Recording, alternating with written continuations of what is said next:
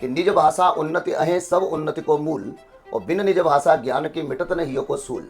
हमको अपने विचारों को प्रकट करने के लिए हमारी मातृभाषा बहुत आवश्यक है, क्योंकि हमारे मन में जो जिज्ञासा है हम अपनी भाषा के माध्यम से प्रकट कर सकते हैं। जाता है social media as a hindrance काम करता है, सोशल मीडिया डिस्टर्ब कर देता है स्टूडेंट्स को। तो कैंडिडेट कैसे बैलेंस करे अपनी स्टडी को और सोशल मीडिया को, क्योंकि लाइफ को बैलेंस करना भी बहुत ज़रूरी है। पेरेंट्स और टीचर इन दोनों को आवश्यक है कि मोबाइल का कितना प्रयोग किया जाए, सोशल मीडिया से बचने के लिए उन्हें क्या करना चाहिए। तो पेरेंट्स की भी ये जिम्मेदारी है और टीचर की भी जिम्मेदारी है। जैसे मैंने पास सिखाएगा, सर्विस सिखाएगा, ऐसे ही हमें अपनी पढ़ाई को टुकड़ों में बांट देना चाहिए।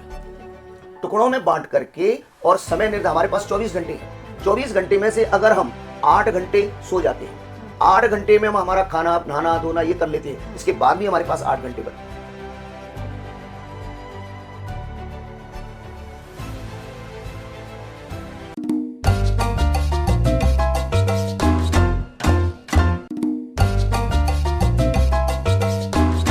वेलकम टू जिन करियर टॉक। और आज का पॉडकास्ट उन लोगों के लिए स्पेशल होने वाला है जो केवल सपने नहीं देखते, उन्हें क्रैक भी करते हैं। क्योंकि कॉम्पिटिटिव एग्जाम केवल एक ऑप्शन नहीं, एक मिशन है। और इसी मिशन को देखते हुए 17 सालों से ज़्यादा experience mister Pradeep sir student को गाइड कर रहे हैं, और अभी तक हज़ारों स्टूडेंट को सर गाइड कर चुके हैं। और जो स्टूडेंट को सर ने गाइड किया है वो एज अ गवर्नमेंट एम्प्लॉय अभी वर्क कर रहे हैं। So let's turn this preparation into performance and performance into selection through this podcast. So sir, आपका बहुत बहुत स्वागत है इस पॉडकास्ट में। मेरा पहला सवाल आपसे ये रहेगा कि आप अपने बारे में बताइए, और टीचिंग ही आपने क्यों चूज़ किया, और स्पेशली आप हिंदी कॉम्पिटिटिव एग्ज़ाम की क्लासेस लेते हैं। जी, मैं प्रदीप सर, फुलबाग ग्वालियर से। मेरी जो इंस्टीट्यूट है हिंदी भाई प्रदीप सर के नाम से संचालित है। विगत 20 वर्षों से मैं ग्वालियर में पढ़ा रहा हूँ, और मेरा उद्देश्य अपनी मातृभाषा को आगे बढ़ाने का रहा। हिंदी का जो वजूद है उसको जीवित रखने का मेरा उद्देश्य है। भारतेंद्र हरिश्चंद्र साहब ने एक पंक्ति कही थी कि निज भाषा उन्नति अहे सब उन्नति को मूल, और बिन निज भाषा ज्ञान के मिटत न हियो को सूल। हमको अपने विचारों को प्रकट करने के लिए हमारी मातृभाषा बहुत आवश्यक है, क्योंकि हमारे मन में जो जिज्ञासा है हम अपनी भाषा के माध्यम से प्रकट कर सकते हैं। सर, आपने Hindi competitive exam as a career choose किया जी। आपको इंस्पिरेशन कहाँ से मिली? क्योंकि जैसा कि आप देख सकते हैं करंट सिनेरियो कैसा चल रहा है कि इंग्लिश हिंदी में लोग कितना कंपैरिजन करते हैं, तो आपको इंस्पिरेशन कहाँ से मिली? मुझे जो एक तरह से हिंदी के प्रति जो प्रेम हुआ वो डॉक्टर उमाशंकर पचौरी साहब से मैं प्रेरित हुआ, और उनकी दी हुई शिक्षा को मैं आगे बढ़ाने का प्रयास कर रहा हूँ। उन्होंने अपने क्षेत्र में हिंदी के प्रति बच्चों को जागरूक किया, और आज मैं उसी कदम पर चलते हुए हिंदी को आगे बढ़ाने का प्रयास कर रहा हूँ। तो मेरी प्रेरणा स्रोत डॉक्टर उमाशंकर पचौरी साहब रहे। सर, जैसा कि मैंने इंट्रो में बताया कि कॉम्पिटिटिव एग्ज़ाम एक मिशन है जी। और इस मिशन को पूरा करने के लिए 100% देना बहुत ज़रूरी है। बट इसमें क्या आ जाता है, social media as a hindrance काम करता है। सोशल मीडिया डिस्टर्ब कर देता है स्टूडेंट्स को। तो कैंडिडेट कैसे बैलेंस करे अपनी स्टडी को और सोशल मीडिया को, क्योंकि लाइफ को बैलेंस करना भी बहुत ज़रूरी है। देखिए, सोशल मीडिया के विषय में आपने जो मुझे बोला, इसके लाभ और हानि दोनों ही हैं। किसी भी चीज़ की लाभ और हानि दोनों होते हैं। तो सोशल मीडिया का कहीं ना कहीं लाभ है हमारे जीवन में कि हमें कहीं ना कहीं पढ़ने के लिए कोई भी चीज़ उपलब्ध हो जाती है, और प्रत्येक व्यक्ति एक व्यक्ति से जुड़ा हुआ है, कोई संस्था एक संस्था से जुड़ी हुई है, तो उसके लाभ भी हैं। अब उसका कुप्रभाव ये है कि बच्चे उसमें डूब गए, कहीं मोबाइल पकड़ लिया तो उसी को मोबाइल को ही चला रहे हैं। तो कहीं ना कहीं पेरेंट्स और टीचर इन दोनों को आवश्यक है कि मोबाइल का कितना प्रयोग किया जाए, सोशल मीडिया से बचने के लिए उन्हें क्या करना चाहिए। तो पेरेंट्स की भी ये जिम्मेदारी है, और टीचर की भी जिम्मेदारी है। जैसे मैंने ये प्रयोग किया अपने बच्चों को बचाने के लिए कि इससे मोबाइल की जो लत है, आदत है, उससे कैसे बचा जाए। तो हमने ये तय कर लिया कि हम जैसे ही संध्या होती है तो हमारे घर में रामचरितमानस होता है। मेरा बेटा, मेरी बेटी, हम पढ़ते हैं रामचरितमानस। तो मैं उनके बारे में, उनके मन में ये धार्मिक प्रवृत्ति भी पैदा करता हूँ कि भाई हमें इन चीज़ों का भी लाभ लेना चाहिए, जिससे हमारे मन में ये धार्मिकता पैदा हो। तो एक तो ये भी सबसे बड़ा कारण है। और सोशल मीडिया से बचने का मैंने देखा कि घर का जो पेरेंट्स है, घर का जो व्यक्ति है, मेन लीडर है, उसको ये ध्यान रखना चाहिए कि मेरे बच्चे क्या कर रहे हैं, क्या नहीं कर रहे हैं, वो क्या चला रहा है, वो क्या नहीं चला रहा है। तो ये निर्भर पेरेंट्स पे भी करता है। टीचिंग में भी मैं क्लास में पढ़ाता हूँ तो मैं बीच बीच में बच्चों को इसके कुप्रभाव से भी कहीं ना कहीं परिचित कराता हूँ कि भाई आप अपने मोबाइल से दूरी बनाओ, जहाँ आवश्यकता है उसका प्रयोग करिए आप। तो दोनों ही चीज़ें, लाभ भी और हानि है, लेकिन बचने के लिए टीचर और पेरेंट्स दोनों को आगे आना होगा। बिल्कुल आना पड़ेगा, तभी वो चीज़ें बैलेंस हो पाएंगी। आप मतलब आपकी जो क्लास में ज़्यादातर अडल्ट ही रहते होंगे स्टूडेंट्स, जी। तो आप क्या नोटिस करते हैं सोशल मीडिया के प्रति कि वो क्या सोचते हैं और कैसे यूज़ करते हैं, क्या प्रॉब्लम उन्हें आती है? तो आपसे डिस्कस तो डेफिनेटली करते होंगे, सर कुछ ये प्रॉब्लम आ रही है तो हम इसको कैसे डील करें, कोई एक आध ऐसा एग्जाम्पल हो? देखिए, बच्चे निश्चित रूप से यंग हैं और कोचिंगों पे जो बच्चे एसएससी जीडी, यूपीएसआई, एमपीएसआई की जो बच्चे तैयारी करते हैं, निश्चित यंग हैं। और ये जो अवस्था होती है वो एक तरह से तूफानी अवस्था है। इसमें निर्णय लेना बड़ा मुश्किल होता है, बच्चा स्वयं निर्णय नहीं ले पाता है। लेकिन पेरेंट्स का ये दायित्व बनता है और टीचर का भी ये दायित्व बनता है कि उनकी उम्र को ध्यान में रखते हुए, उनकी अवस्था को ध्यान में रखते हुए उन्हें ये समझाइश देना चाहिए कि हमें क्या करना चाहिए और क्या नहीं करना चाहिए। टीचर के पास, टीचर एक ऐसा तत्व है जिसके अंदर बहुत सारे गुण छिपे हुए हैं। वो चाहे तो राजा बना सकता है और वो चाहे तो रंक बना सकता है। तो मेरा मानना ये है कि बच्चे को उसकी उम्र और उसके लक्ष्य दोनों को तय करना चाहिए कि भाई आपकी उम्र ये है और आपको इतनी दूरी का रास्ता तय करना है, इसलिए हमें मोबाइल से दूरी बनाना है। सोशल मीडिया पर जो चीज़ें चल रही हैं, गलत हैं, जो हमारे जीवन में उपयोगी नहीं है, उनसे दूर रहना चाहिए। तो कहीं ना कहीं उसके दिमाग में वो चीज़ जाएगी। लेकिन हमें सभी लोगों को, शिक्षकों को, पेरेंट्स को इस बात को ठीक से बच्चों के सामने रखना चाहिए। हम क्या करते हैं, बच्चों को डांटते हैं। अगर हम कोई गलती करते हैं तो डांटते हैं, तो हमें डांटना नहीं चाहिए, उनको समझाइश देना चाहिए।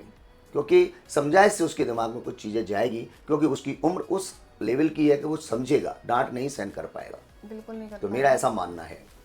हर चीज़ के लिए एक स्ट्रैटेजी की ज़रूरत होती है जी। अगर मैं स्ट्रैटेजी की बात करूं कॉम्पिटिटिव एग्जाम में, तो स्टूडेंट की क्या एक प्रॉपर स्ट्रैटेजी होनी चाहिए? देखो, एक तो अब मैं हिंदू संस्कृति की बात करूं, हमारे साहित्य की बात करूं, तो पहले ही विद्वानों ने लिखा है कि काक चेष्टा, बको ध्यानम, स्वान निद्रा, अल्पहारी और देह गृह त्यागी। इस सारी चीज़ें स्टूडेंट के अंदर होना चाहिए। जब ये चीज़ें उसके अंदर हैं तो वो निश्चित रूप से अपनी स्टेमिना बनाएगा और इन चीज़ों को लेके चलेगा तो लक्ष्य को निश्चित प्राप्त होगा। क्योंकि ये तय है कि उसके अंदर नियमितता है, समय को उसने बांध लिया है, तो लक्ष्य निश्चित है। Definitely sir. सर 12th के एग्ज़ाम्स आ रहे हैं, स्ट्रैटेजी की हम बात ही कर रहे हैं, तो जो स्टूडेंट देख रहे हैं आपको, 12th के स्टूडेंट हैं, 10th के स्टूडेंट्स हैं, तो उनके लिए आप क्या सजेस्ट करेंगे? देखो, परीक्षा को भयावह बना दिया गया है। मेरे हिसाब से परीक्षा को भयावह नहीं बनाना चाहिए क्योंकि ये हमारे एक साल का परिणाम है। हमने एक साल जितनी मेहनत की है, हमसे वो प्रश्न पूछे जाते हैं। परीक्षा इस 12th और 10th की परीक्षा से हमारे कैरियर का निर्धारण नहीं होगा कि हम फेल हो जाएंगे या पास हो जाएंगे तो हमारा जीवन खराब हो जाएगा या जीवन बिगड़ जाएगा। अगर मान लीजिए हम फेल भी हो जाते हैं तो हमें ज़्यादा चिंता नहीं करना चाहिए, क्योंकि अवसर दूसरा मिलेगा हमें। कुछ बच्चे ऐसे होते हैं कि गलत कदम उठा लेते हैं, तो हमें नहीं उठाना चाहिए, क्योंकि हमने जो पूरी साल तैयारी की है हमें उसके बारे में लिखना होता है। यही परीक्षा है। अब प्रथम श्रेणी नहीं आए, द्वितीय श्रेणी आ गए, तृतीय श्रेणी आ गए, तो कोई दिक्कत वाली बात नहीं है कि हमने जो पढ़ा है वो हमने लिख डाला, प्रस्तुत कर दिया। हमें उसके बारे में गलत नहीं लेना चाहिए कि मेरी 3rd डिवीज़न आ गई तो मुझे आत्मघाती कदम उठाना चाहिए, नहीं करना चाहिए। बहुत शालीनता, सरलता से, धैर्य के साथ हमें परीक्षा देना चाहिए। एग्ज़ाम के लिए टाइम मैनेजमेंट ही एक क्रूशियल पॉइंट है, भले कॉम्पिटिटिव एग्ज़ाम हो या 10th या 12th का एग्ज़ाम हो। और जब सिलेबस ज़्यादा हो तो टाइम मैनेज कैसे करे स्टूडेंट? देखिए, जब हम किसी भी गेम को सीखते हैं, मान लीजिए वॉलीबॉल का कोई गेम है, तो निश्चित उसका कोच हमें खंड विधि से सिखाता है। पहले वो अंडरहैंड पास सिखाएगा, सर्विस सिखाएगा। ऐसे ही हमें अपनी पढ़ाई को टुकड़ों में बांट देना चाहिए। टुकड़ों में बांट करके, और समय निर्धारित, हमारे पास 24 घंटे हैं। 24 घंटे में से अगर हम 8 घंटे सो जाते हैं, 8 घंटे में हम हमारा खाना, नहाना, धोना ये कर लेते हैं, इसके बाद भी हमारे पास 8 घंटे बचते हैं। अगर हम किसी भी एग्जाम के लिए 8 घंटे तैयारी करते हैं तो निश्चित रूप से हमें सफल होने से कोई नहीं रोक सकता है। भी गाइडेंस स्ट्रेटेजी की बात चली रही है, तो आप ये बताइए कि प्रॉपर जो एक गाइडेंस होता है, राइट गाइडेंस होता है, वो कितना इम्पैक्टफुल होता है स्टूडेंट की लाइफ में? क्योंकि ऐसा होता है मोस्ट ऑफ द स्टूडेंट कभी कभी ऐसे डिस्ट्रैक्ट हो जाते हैं, बट उन्हें टीचर एक टाइम पे संभाल लेता है, फिर वो अच्छा रिजल्ट दे सकते हैं। तो अगर आपके पास कुछ ऐसा एग्जाम्पल हो, किसी की ऐसी स्टोरी हो, तो प्लीज़ शेयर कीजिए। देखिए, टीचर तो व्यक्ति इस छात्र के जीवन में बहुत बड़ा निर्देशक होता है, बहुत बड़ा डायरेक्टर होता है। अगर शिक्षक चाहे तो उसे क्या से क्या बना सकता है। जैसे मैं बात करूं, मेरा 20 साल का अनुभव रहा, मेरे पास बहुत सारे स्टूडेंट आए। मैं तो यहाँ तक अनुभव कर चुका हूँ कि मैंने जितने बच्चों को पढ़ाया सारे बच्चे सफल हुए। और उस सफलता की इसमें सफ़र में मेरे पास एक स्टूडेंट रहे जो एसी बने, असिस्टेंट कमांडेंट, तरुण शुक्ला। और उनका चयन 2023 में हुआ, जो डीएसपी रैंक पे है। तो उन्होंने मुझसे सलाह ली कि सर मुझे क्या करना चाहिए, मुझे कैसे तैयारी करना चाहिए। तो मैंने कहा आप एक काम करिए, आपके जो हिंदी का जो पेपर है और उसको ठीक से पढ़िए। और तो बोले मुझे कैसे कवर करूँगा। मैंने कहा आप नियमित आइए, मेरे यहाँ रोज़ आइए, और रोज़ आइए, आप जो मैं बता रहा हूँ उतना करते जाइए। उसके बाद 6 महीने बाद ये परिणाम आया कि उनका चयन हो गया और वो एसीपी बन गए। तो ये भी एक शिक्षक के निर्देशन से ऐसा संभव हुआ। इसके बाद हमारे यहाँ एक पूनम सिंह जी सरस्वती शिशु मंदिर की टीचर थी, वो वर्ग 1 की तैयारी करने के लिए आई। तो उनका बहुत भाग दौड़ थी उनकी ज़िंदगी में, कभी स्कूल जाना, फिर कोचिंग आना। तो मैंने उनको धैर्य बताया कि आप एक काम करिए, आप इसको ज़्यादा डिस्टर्ब मत होइए, आप इसको नियमित बनाइए, कोचिंग भी आइए, स्कूल भी पढ़ाने जाइए। तो उनका वर्ग 1 में चयन हुआ मध्य प्रदेश में। और इसी एक शिक्षक के निर्देशन से मेरे यहाँ से अभी मध्य प्रदेश में 4 बच्चों का टॉप 10 सूची में चयन हुआ वर्ग 2 की परीक्षा में। तो मैं ये समझता हूँ कि शिक्षक छात्र के लिए बहुत बड़ा डायरेक्शन देता है, निर्देशन देता है। जी, टीचर टर्न कर सकता है स्टूडेंट की लाइफ, ये हम कह सकते हैं। जी सर, अगर मैं हिंदी के वेटेज की बात करूं, कॉम्पिटिटिव एग्जाम्स की आप प्रिपरेशन कराते हैं, तो हिंदी का वेटेज कितना है? क्योंकि ज़्यादातर स्टूडेंट क्या होते हैं कि वो समझते हैं हिंदी ईजी है, तो कहीं ना कहीं वो इग्नोर कर देते हैं। तो उसकी वैल्यू और इम्पोर्टेंस क्या है? हिंदी कंपटीशन में ही नहीं, हिंदी हमारे जीवन में बहुत आवश्यक है। जहाँ तक मैंने सोचा, मैंने पहले ही जब आते ही आपने मुझसे पूछा तो मैंने कहा कि हिंदी हमें क्या सिखाती है। मैथिली शरण गुप्त साहब की एक पंक्ति है कि निज गौरव का नित ज्ञान रहे, हम भी कुछ हैं यह ध्यान रहे, सब जाए अभी पर मान रहे, मरणोत्तर गुंजित गान रहे। इस तरह की जो पंक्तियां हैं हमें सीखने को मिली साहित्य से। तो मैं ये कहता हूं कि हिंदी कंपटीशन के अलावा हमारे जीवन में उतारना भी बहुत आवश्यक है। बिना हिंदी के पीएससी संभव नहीं। हम तो प्री तो निकाल देते हैं बच्चे, लेकिन हिंदी का ट्यूशन नहीं लगाते हैं।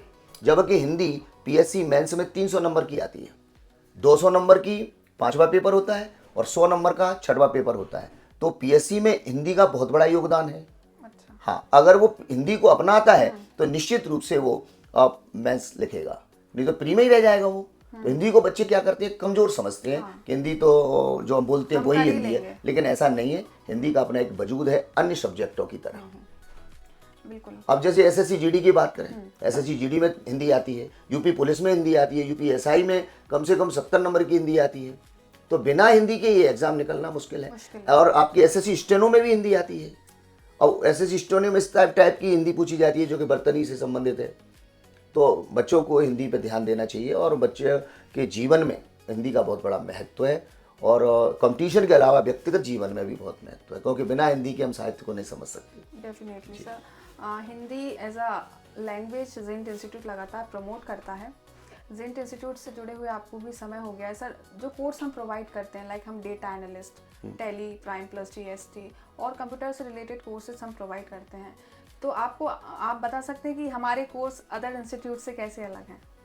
देखिए, मैं एक तो जिंट इंस्टीट्यूट को बहुत बहुत धन्यवाद दूंगा, और इनकी जो डायरेक्टर साहब हैं जिंट के, रमेश जी, वो मेरे अच्छे मित्र हैं। और विगत 20 वर्षों से मैं देख रहा हूँ कि ग्वालियर में, जहाँ तक मेरा अनुभव रहा, 20 वर्षों से ग्वालियर में उन्होंने शिक्षा के क्षेत्र में, टेक्नोलॉजी के क्षेत्र में और बहुत अच्छा काम किया है बच्चों के लिए, है ना। और जो भी कोर्सेज चला रहे हैं उनको बहुत ईमानदारी से उन्होंने निर्वहन किया है। तो बहुत अच्छा योगदान जिंट का है। Thank you sir. जी। स्किल्स की बात करूं कि स्किल्स आज के टाइम में कितनी इंपॉर्टेंट हैं, क्योंकि स्टूडेंट ये सोचते हैं कि अगर थियोरेटिकल सब्जेक्ट हो गया तो थ्योरी से हम पास हो जाएंगे, बट वो क्या आफ्टर द कोर्स काम आती है वो थ्योरी? जी। क्योंकि मेन चीज़ हमें स्किल्स पे काम करना है, तो वो उस पर आप क्या कहना चाहेंगे? बहुत अच्छा प्रश्न आपने मुझसे पूछा।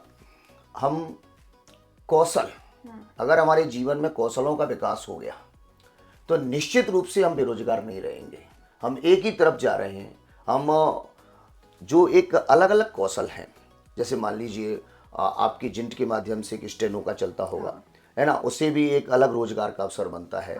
इसके अलावा टेली का भी एक चलता होगा, उससे भी रोजगार का अवसर बनता होगा।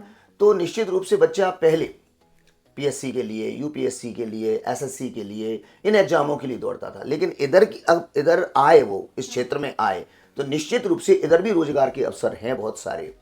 जैसे मान लीजिए ग्राम पंचायतों में सचिवों की जगह निकलती हैं, तो उसमें कंप्यूटर मांगते हैं, सीपीसीटी मांगते हैं, स्टेनो मांगते हैं, और विभिन्न जैसे कि बड़ी पोस्ट हैं, जैसे आपके पुलिस विभाग में है तो उसमें भी स्टेनो इंस्पेक्टरों की पोस्टें निकलती हैं। तो मेरे हिसाब से ये जो कौशल की बात की, तो ये भी एक तरह से एजुकेशन में बहुत महत्वपूर्ण है। बिल्कुल। अब टेस्ट, कंप्यूटर बेस्ड टेस्ट होने लगे हैं, टाइपिंग स्पीड मांगने लगे हैं, तो स्किल्स की तो डिमांड है ही।